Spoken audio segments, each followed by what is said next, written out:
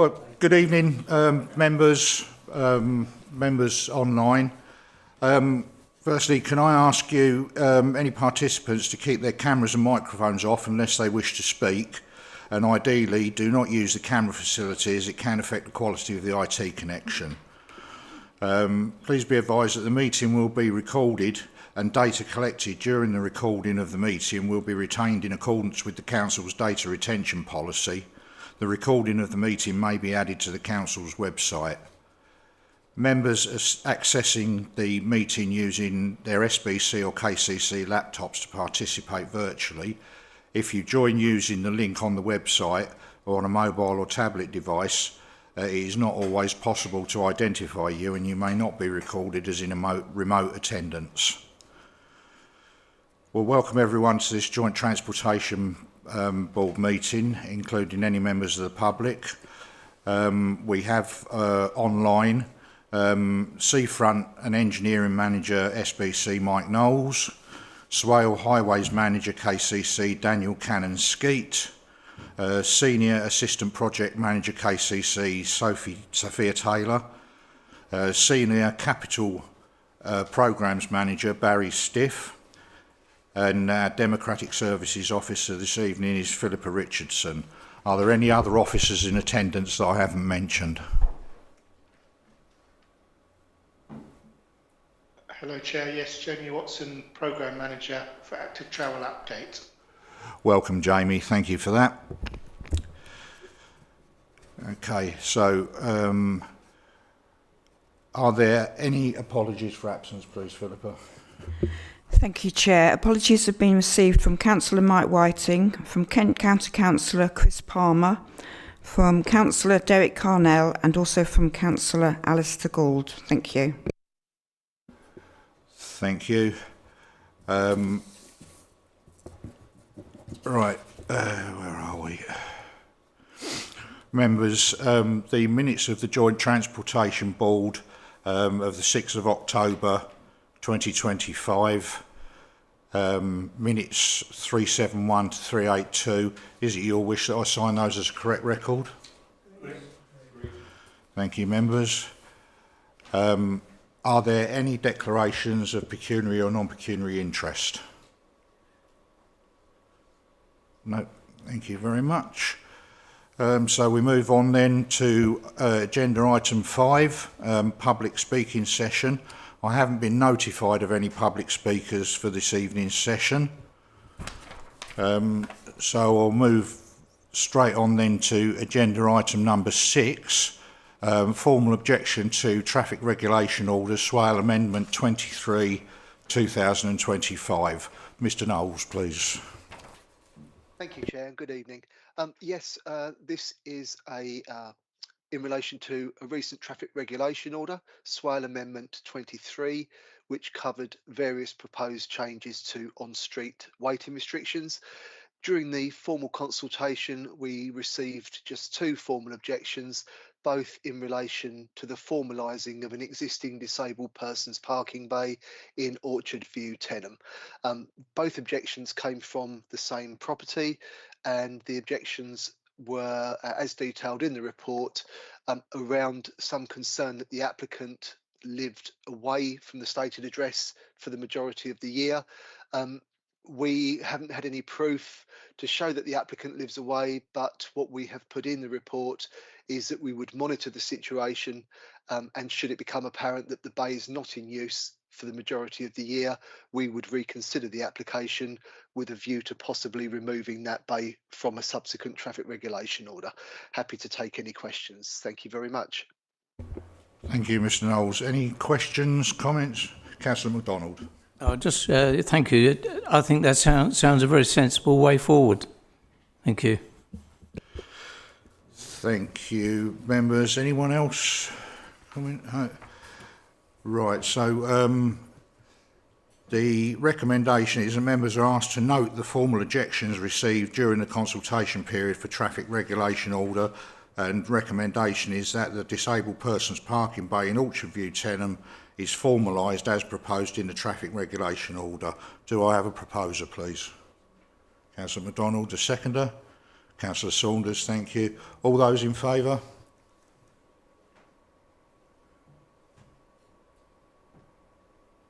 1, 2, 3, 4, 5, 6. Any against? Any abstentions? That is carried. Thank you, members. Okay, thank you, Councillor Palmer.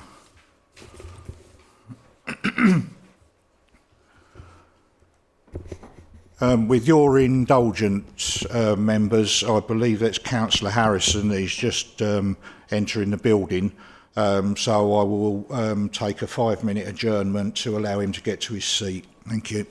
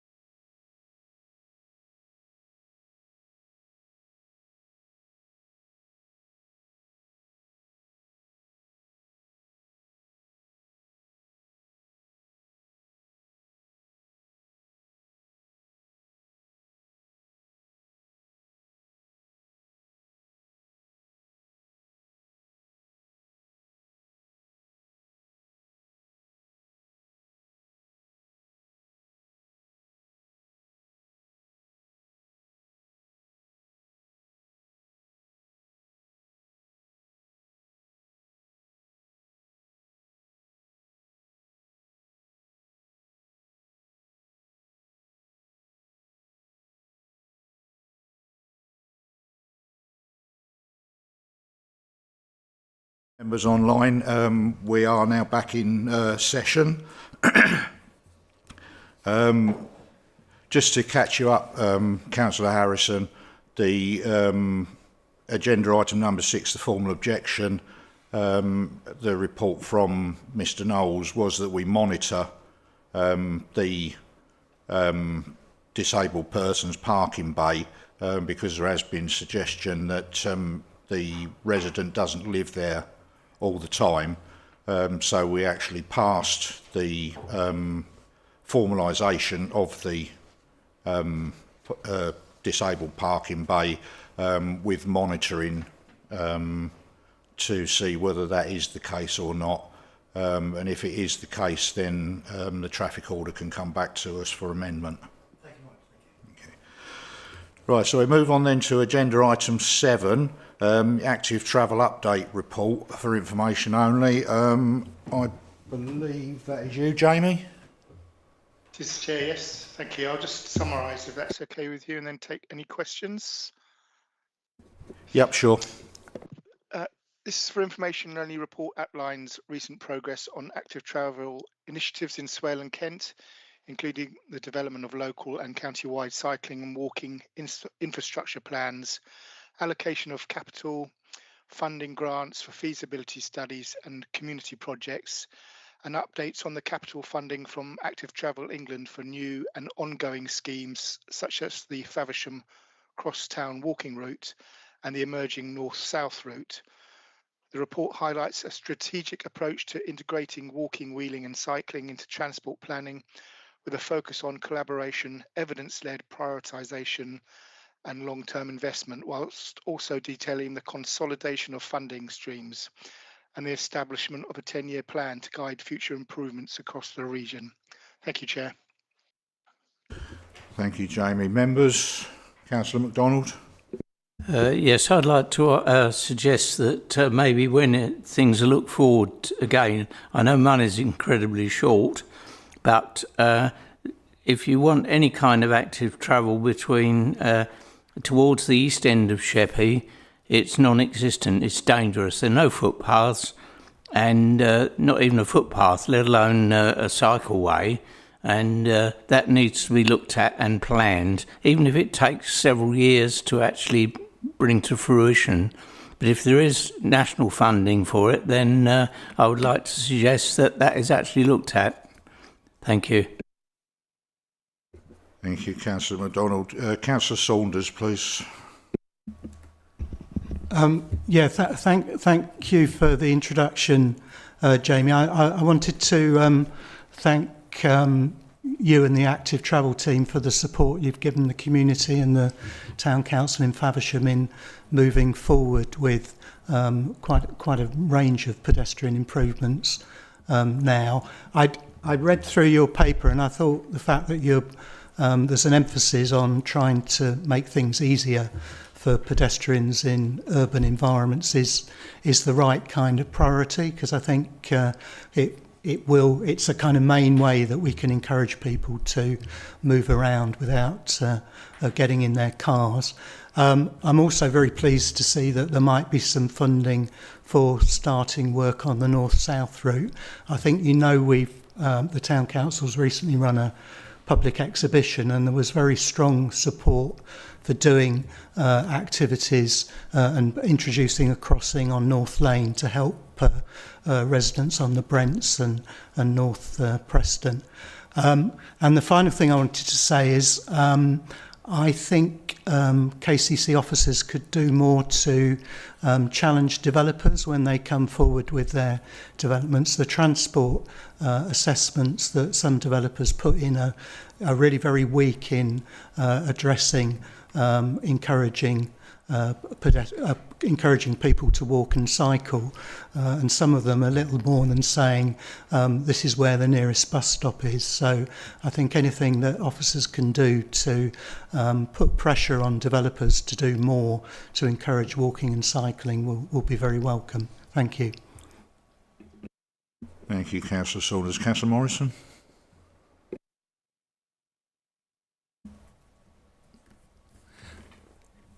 Hello.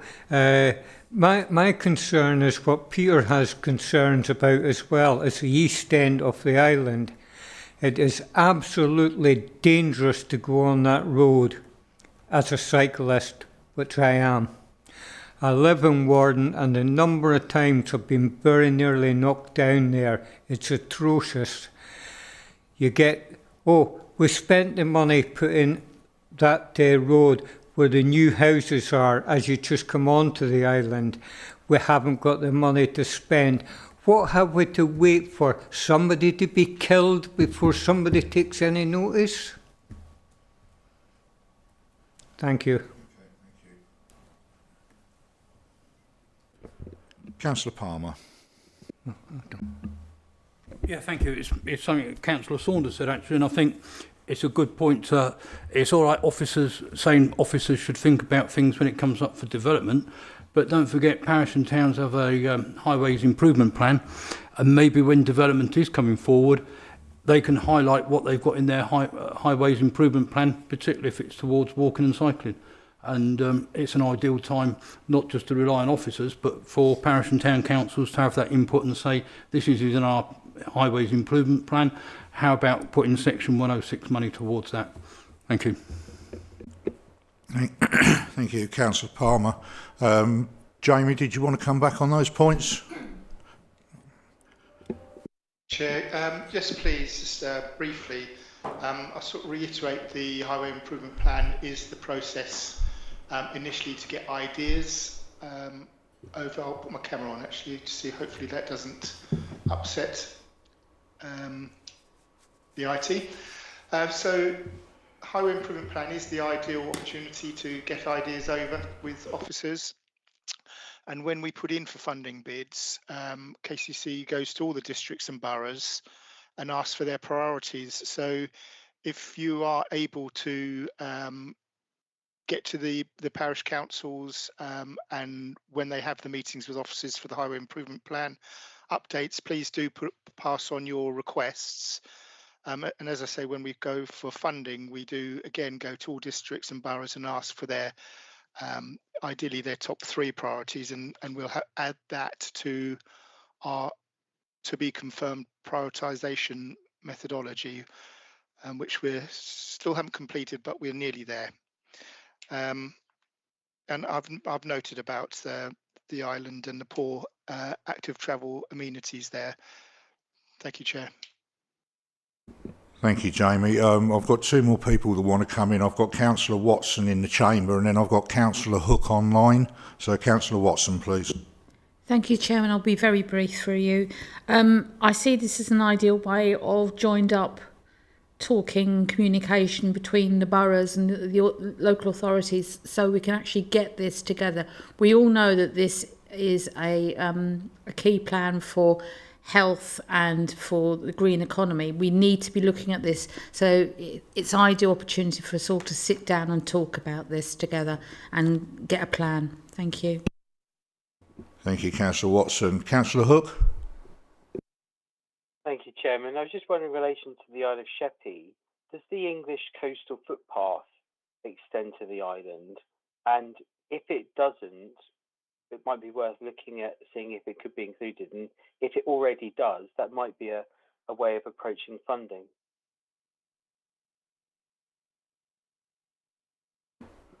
Thank you. Jamie?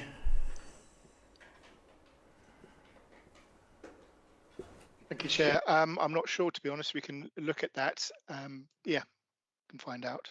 Thank you. Okay. Thank you. I've got no one else indicating to speak on this item.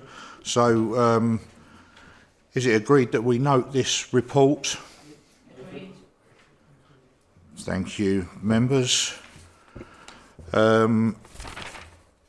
Right, we move on now. I anticipate this one could be quite a good one. I'm not sure who's presenting this one. Is it yourself, Daniel, Sophia, or Barry? That would be me. Sophia. Okay, thanks, Sophia. Off you go.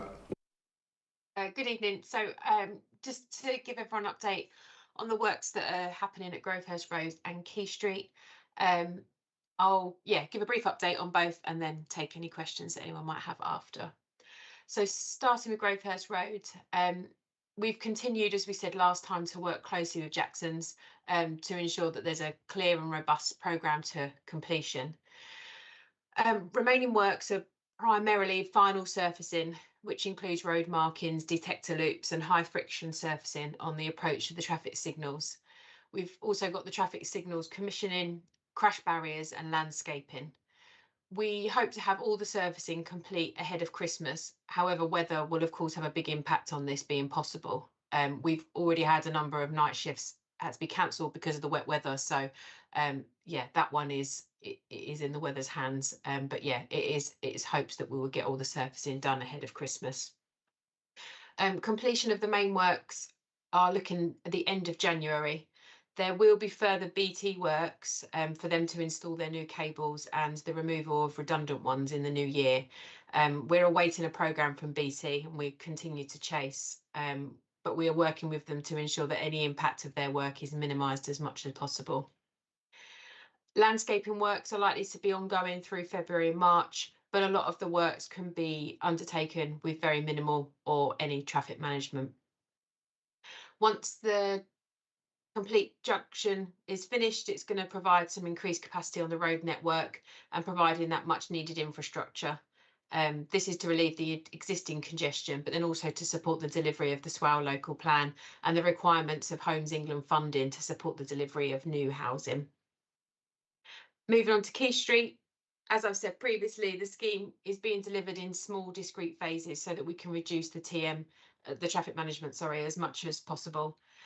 Works are progressing well at Key Street and to programme. The new southbound entry slip road opened on Friday, the 5th of December. So all traffic wishing to travel southbound along the A249 will now be using Chestnut Street to access it. There are currently works being carried out overnight on Keacole Hill, and this is for the new pedestrian crossing. This will be complete tomorrow evening.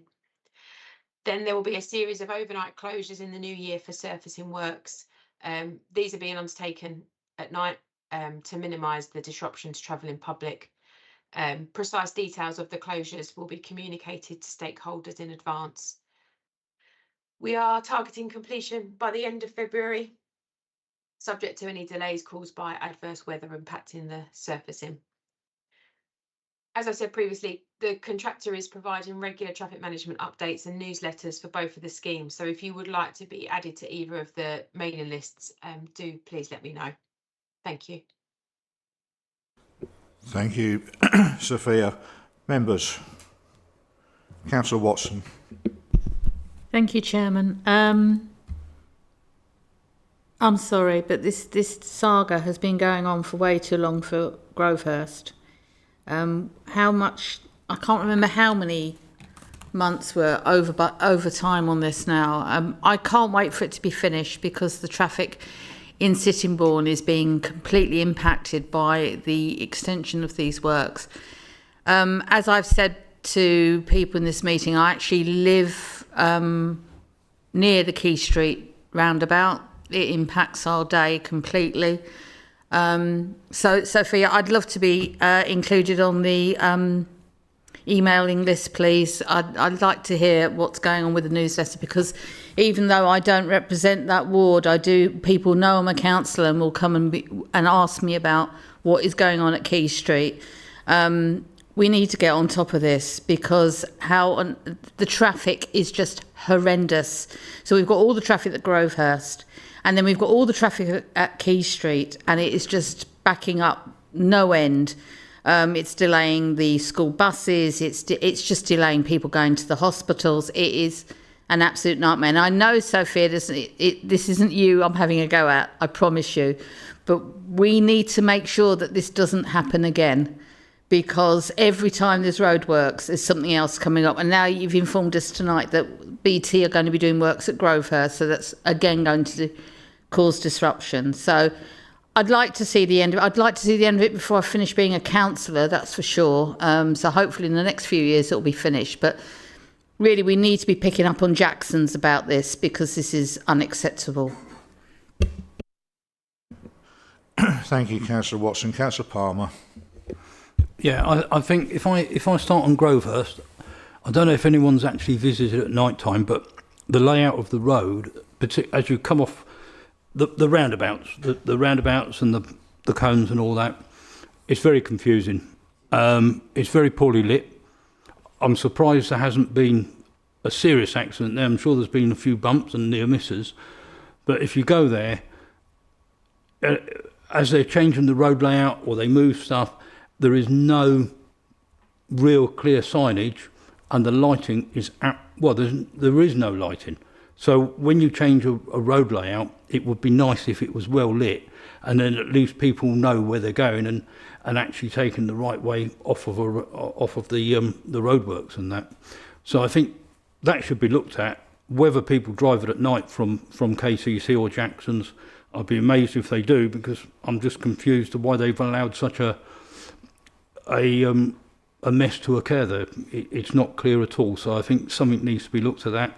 And Key Street, I appreciate and I believe the workers have been in contact with the resident, but I know the people at that Keacole Hill have suffered extreme noise while some plates have been down.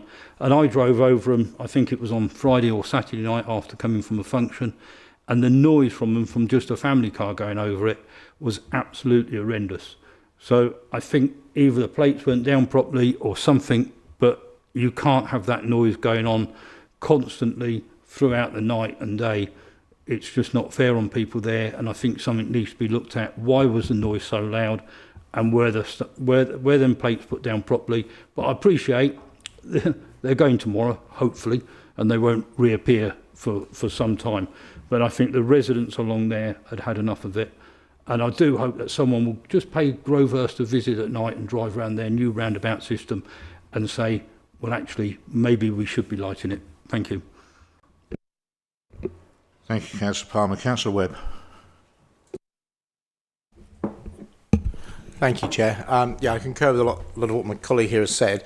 I actually am a resident of Keacole Hill, so I can attest firsthand to the noise and the problems, not just of the plates, but also the way things have been done overall in conjunction with Key Street and with Grovehurst. I picked my colleague up the other week from Sittingbourne train station. It took us an hour and a half to get out of Sittingbourne.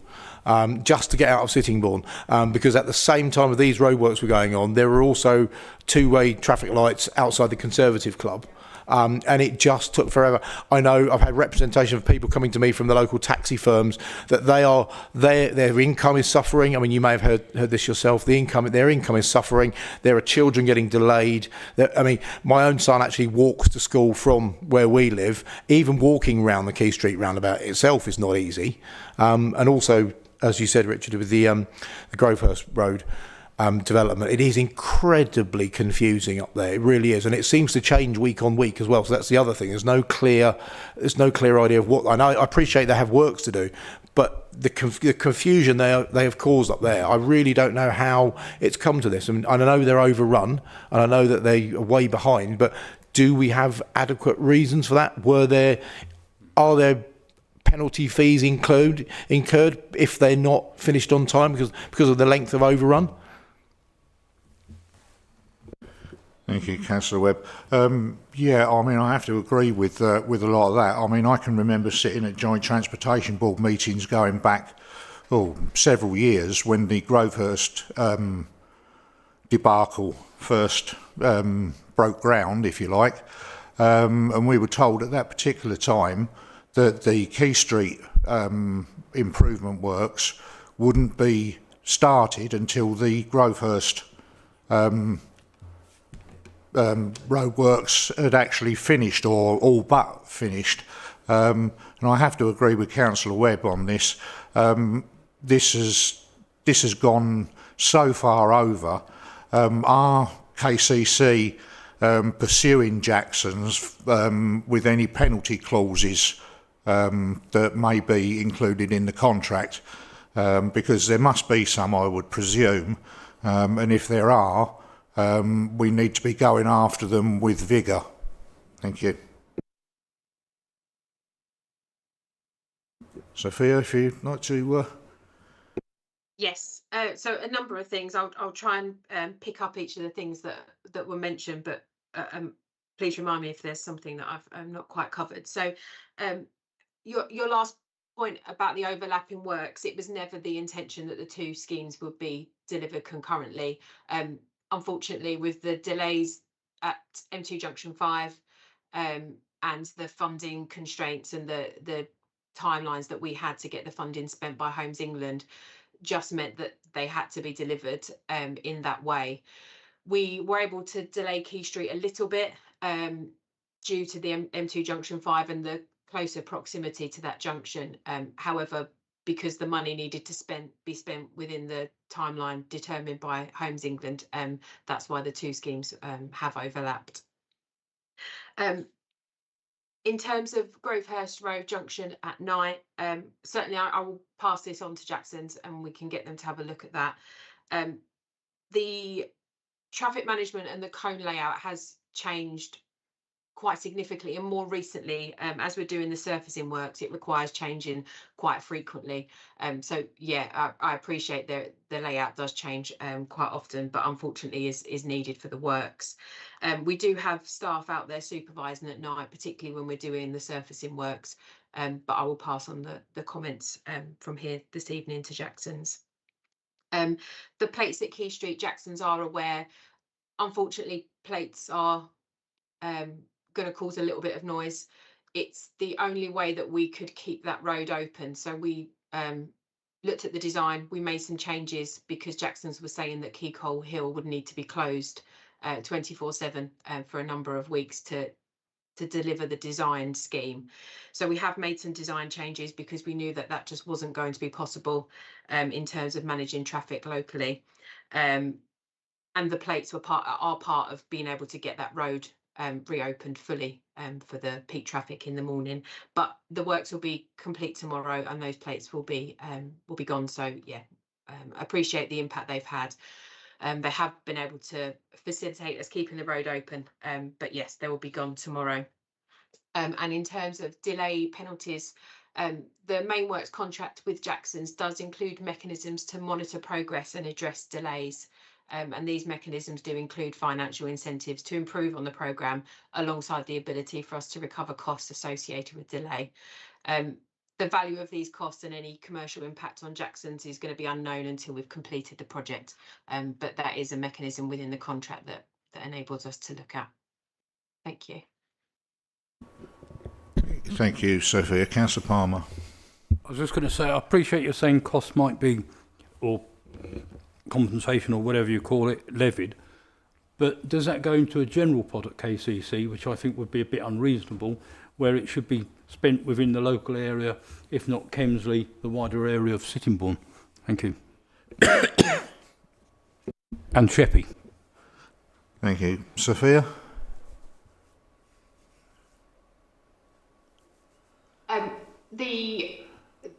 The money that would get back would be to recover the costs associated with the delays. So that's how the money would be received.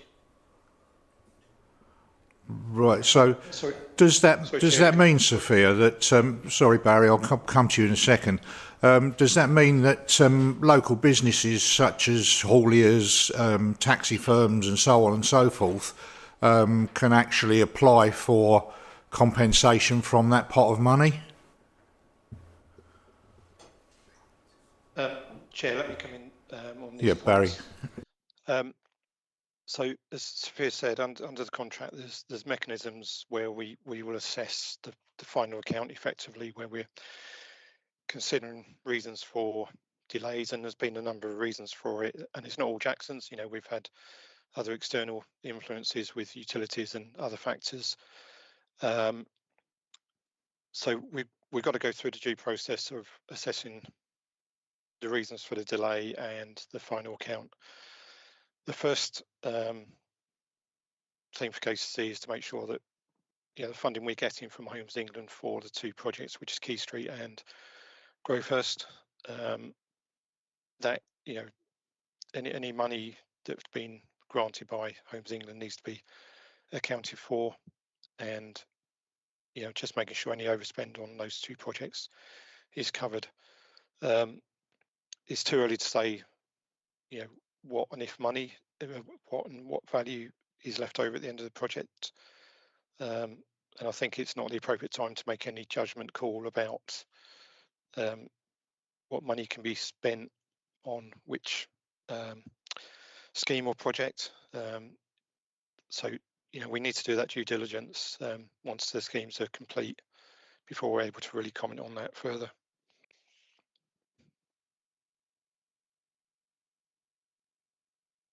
Thanks, Barry. So as I said, I mean, I appreciate what you say, but would businesses be able to make application for restitution from that pot of money? Generally, as a rule, KCC, as a highway authority, there's generally no compensation. We're obviously trying to get these works complete as quickly as we can, and we are now on the last phase of works. We're hopeful of, as Sophia said, getting the consortium complete prior to Christmas, with the signals being commissioned and switched on in the new year.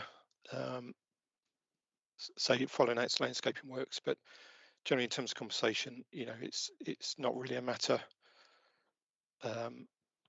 for us to make that decision now. There's mechanisms where people can write in and make representations. But as highway authority, we've got the right to carry out works on a highway. Unfortunately, this project has dragged on longer. There's been, as Sophia has sort of covered, there's been a number of reasons. But yeah, I'd say we're just doing our best to try and get this over the line as quickly as we can. Okay, thank you. Councillor Harrison. I think the questions are being raised it's simple yes or no, really. It doesn't matter whether, we can attest where the money could come from or how much the value is. That's not the question. The question is, and I think, it's been raised by a few members here, yes or no, will local businesses across the local area which has been impacted by this mess and this nonsense be able to apply for financial remedies? It's a very simple question. Okay, I think the answer to that is probably no. Councillor MacDonald. Thank you, Mr. Chairman. Yeah, I totally agree with Councillor Palmer with regard to the top of the Grovehurst where you get a roundabout, or sort of a roundabout. I don't know whether it's old age, but I ended up going twice round the roundabout looking for the turn-off to go northbound on 249. But anyway, I would like to congratulate the firm, though, in the speed that they actually put the second bridge in once everything was there. And when they actually did that, I thought that was quite impressive. They did that very, very quickly. But I think as a council, while we're still around, I think we've got to be very careful with the way licences are given to utilities and others. When I worked on the roads, which was many, many years ago, we had to work 24/7. We weren't allowed to do noisy work between 10 in the evening and 6 in the morning. But you see, they're not doing a day's work even. So I think we've got to really tighten up. And Section 106 money, I think, with the huge enhancement of value of land from agricultural to residential, I think we should be charging an awful lot more from developers and landowners to get some of this infrastructure done. I really do. I think they've been getting away with, well, whatever. Anyway, thank you very much, Mr. Chairman. Thank you, Councillor MacDonald. Councillor Palmer. It's just on a point of clarification, and I appreciate what you're saying. You can't look at anything until after the scheme's there, but it's on the bit that KCC can claim compensation. I can get that side of it, or what? Would the money go centrally into a pot, or could it be used locally on Sittingbourne and Sheppey for improving the highway infrastructure sort of thing? I don't think that was clearly answered. Thank you. Thank you, Councillor Palmer. Barry, did you want to take that one?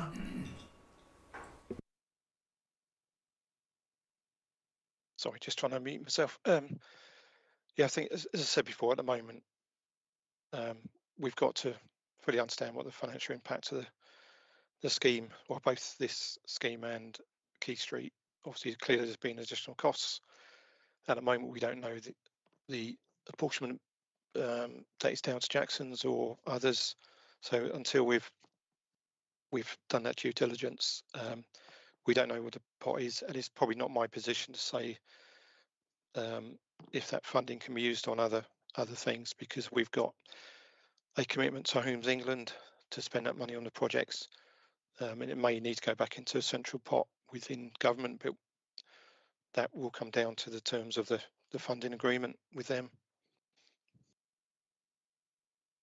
Thanks, Chair. Thank you. Any further comments, questions, members? Well, Councillor Palmer. Thank you. Maybe this committee, through the chair, could write to the cabinet member for highways, explaining or highlighting the situation with Grovehurst and Key Street, and suggesting to him that they look at, if there is any money coming back in and it's feasible to do so, that it's used for the benefit of Sittingbourne and Sheppey, who have had to suffer the issues that have whether delayed by Jackson's or because of other factors outside their control. But we can always ask the question of the Cabinet member, I would imagine, and if that's all right with you, Chair. Yeah, Councillor Palmer, that's fine. I'll draft a letter to the Cabinet member as soon as practically possible and get that off to him. Lovely, thank you. So, no more questions or comments. Ask members to note the update. Thank you, members. Okay, so now we move on to agenda item number 9, highway works programmes. Do we have any comments on any of the highways works programmes that are listed in the agenda item? No. Okay.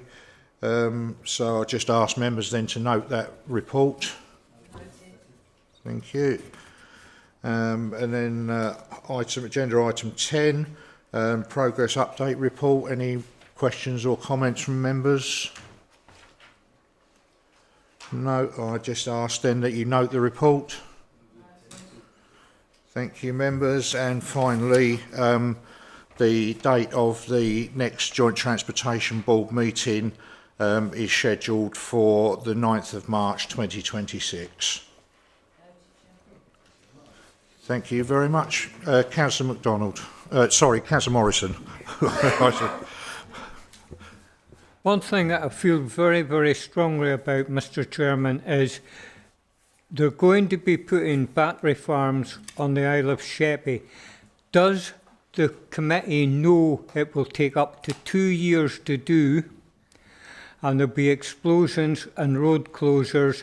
And does the committee know that there is not a secondary road going into Warden Bay and Leysdown, which, if they close them for 68 hours, where's the traffic going to go? Yeah, if I could, I appreciate you bringing this to our attention, but it's not an agenda item for this agenda, so could you email me or write to me, and I'll make sure that goes on as an agenda item for the next meeting. I did ask for it to go on as an agenda for this meeting. Yeah, if you could email me, Okay. or Democratic Services, and they can pass it on to me, we can make sure that goes on the agenda for the 9th of March next year. It's very, very important to you because my family's been involved in it for about 10 years, and it's not as straightforward as people are thinking it is.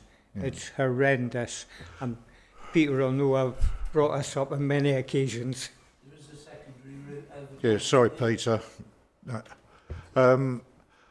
I was really just about to close the meeting, but Daniel, if you want to come in on this. Yeah, I was just going to jump in, Chair. I'm happy to receive any emails direct with regards to obviously the solar farm, etc. And if they just want to be directed to me, I can push them in the right direction and get the answers required. Okay, lovely. I'll pass that email address and information on to Councillor Morrison. Thank you. Thank you. Thank you. Right, so having said that, members, turn the microphone on so people can hear. Having said that, members, I close this evening's meeting at 6:15.